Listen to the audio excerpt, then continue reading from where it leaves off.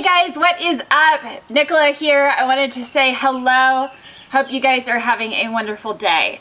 Today I am potting up some peppers, and I have learned a lot this year about peppers, and so I wanted to share with you guys the process I am using this year to pot up peppers and maybe some techniques that you guys didn't know as well, because all I want to do is share what I am learning so the overall education of gardening can get better. So join me and I will show you what we're doing.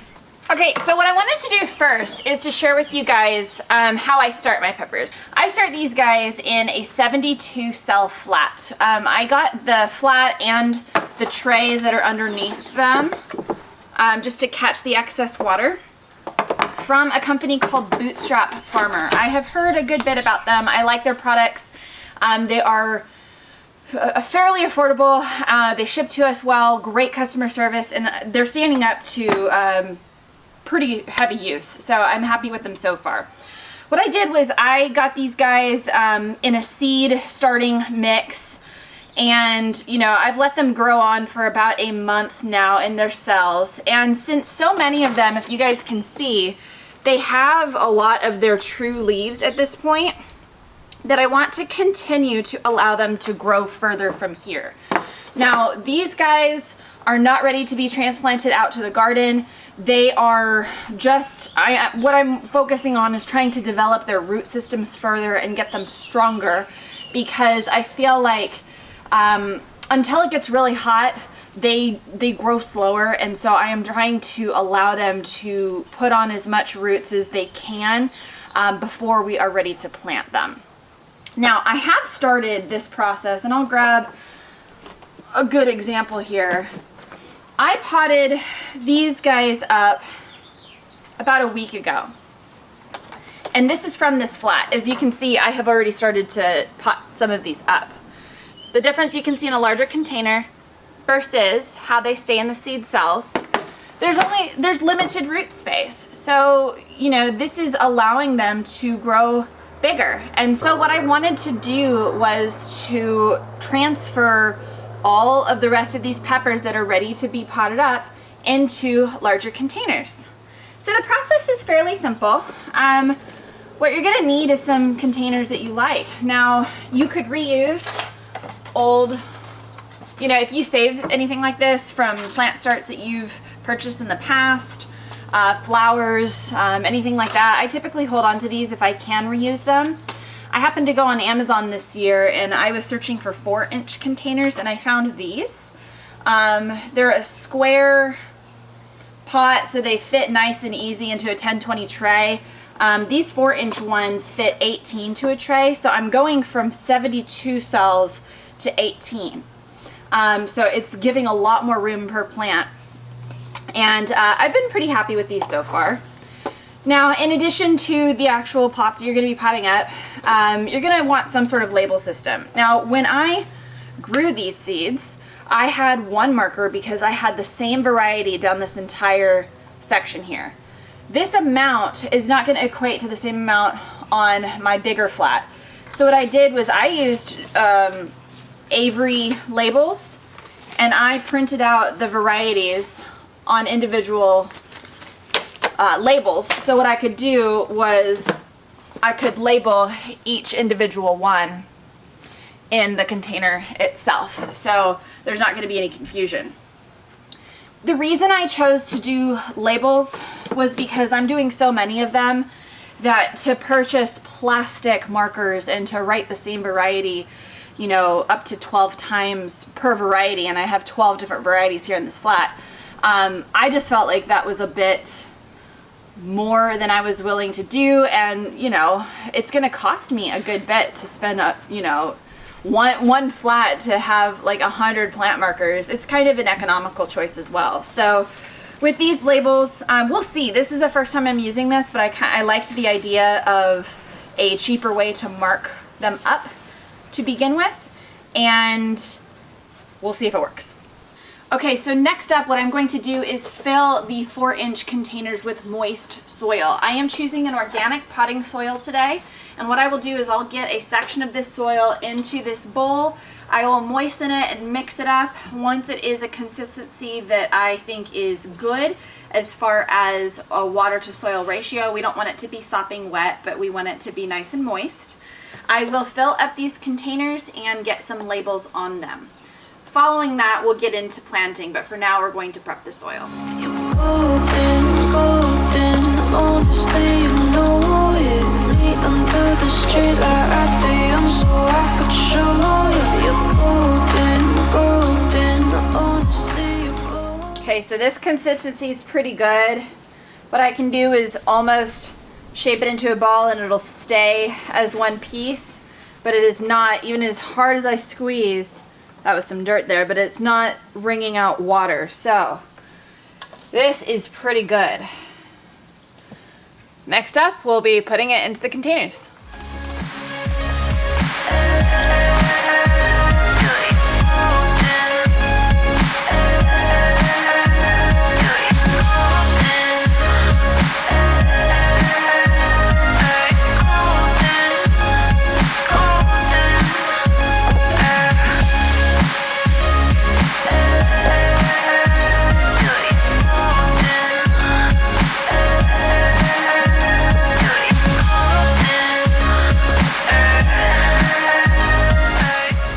Alright, so the pots that we are doing today are filled with soil. Now as you can see, I fill these up to about less than an inch above the top here, so we can transfer and have room to fit the cell of the plant as well as some watering room.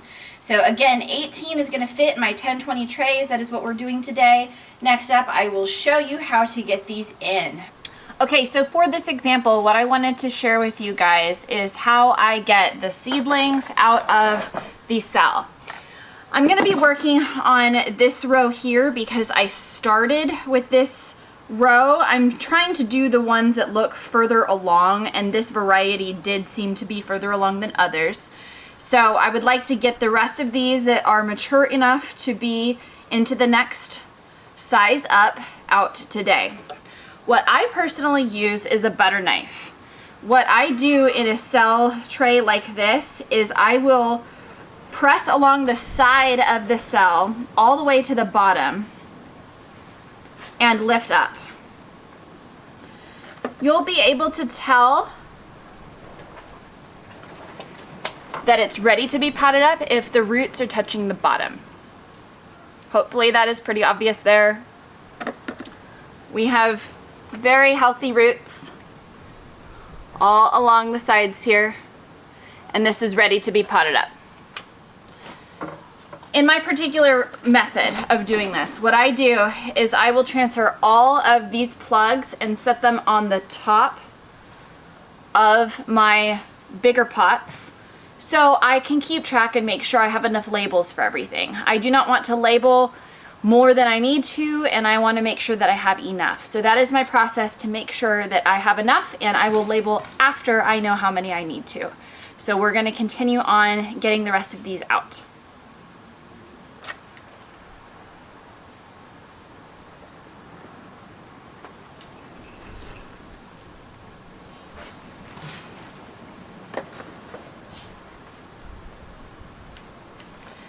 In a case like this, I put 2 seeds in this cell and I had 2 come up.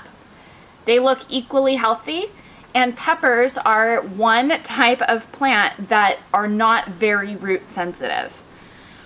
What I will try to demonstrate is the fact that you can split this one plug, trying to keep the root systems of each individual plant intact.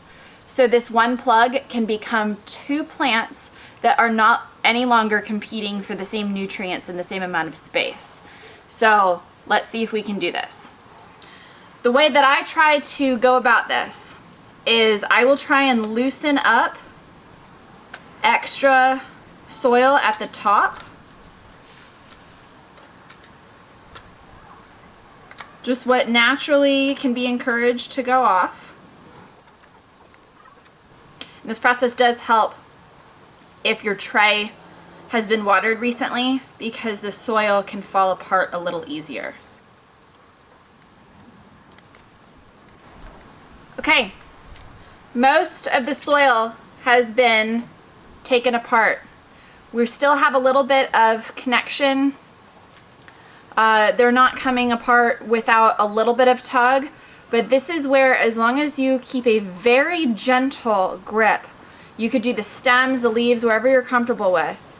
But from a physics standpoint, the lower on the plant you can get, the easier it'll be on you. You can gently tug and separate these plants out. So now each of these will have its own larger pot, and hopefully we were just able to get 2 plants out of this one cell. In the case of this one, we do have 2 plants that came up in this cell, but one obviously was much stronger performing than the other. I will try and separate this. If this does not have the same type of root structure, it might not make it.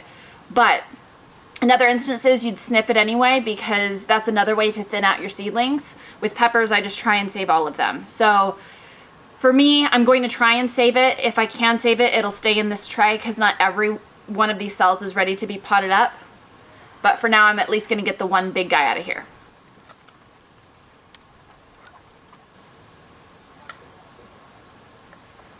I was able to split them. Obviously, there's a big difference between this one little long root system here and this one. This one will maintain in this tray because these are the guys that aren't going to be ready to come out yet. This one will pot up.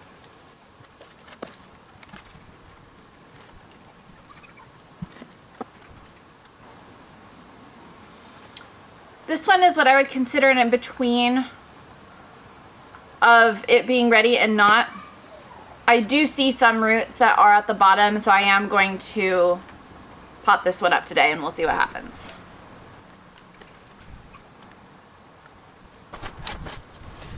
Okay, now we have narrowed down the ones that we are going to pot up of this particular variety. If you guys were able to see when I was filling these pots with soil, I think scooping the soil into the container itself is the most efficient way to do it. I have tried trowels, I have tried kitchen spoons, I've tried other things, but from a time standpoint, I think just scooping the soil into it is the easiest way. Now, if I'm going to use an adhesive label, the sides have to be a little bit cleaned up. So all I'm going to do real quick is make sure these sides get cleaned up just the tiniest bit, and then we'll label this particular variety.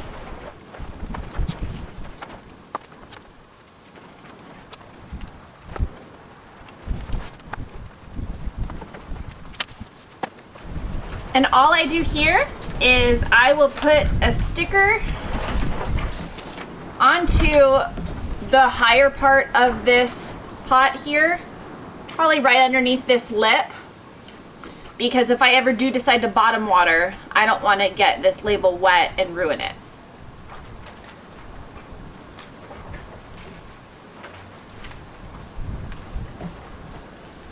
So that's what it's going to look like, and I'll do the rest of these.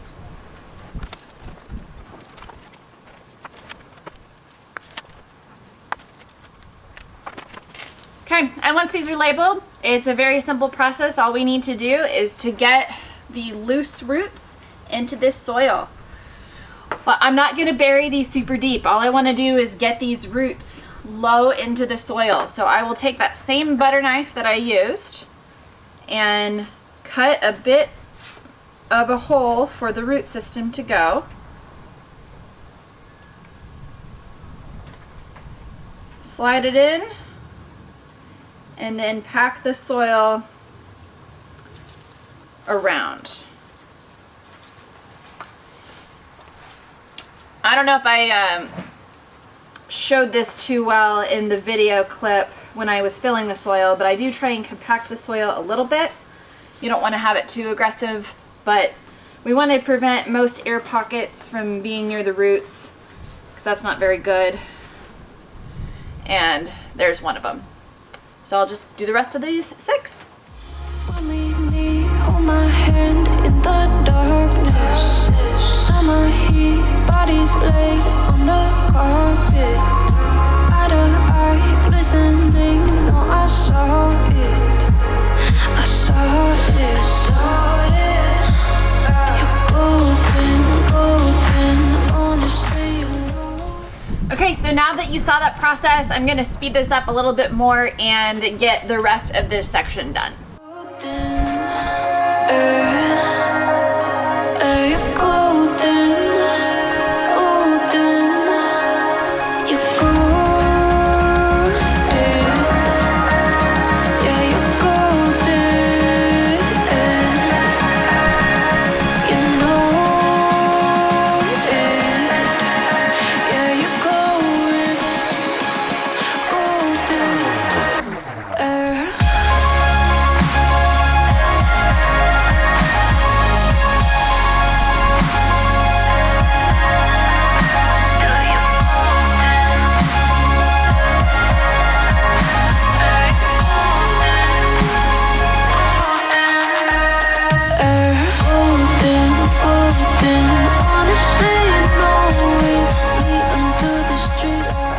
Okay, so I threw a jacket on, it's starting to cool down. If you guys watched my last video, you knew that it was snowing a ton in Texas.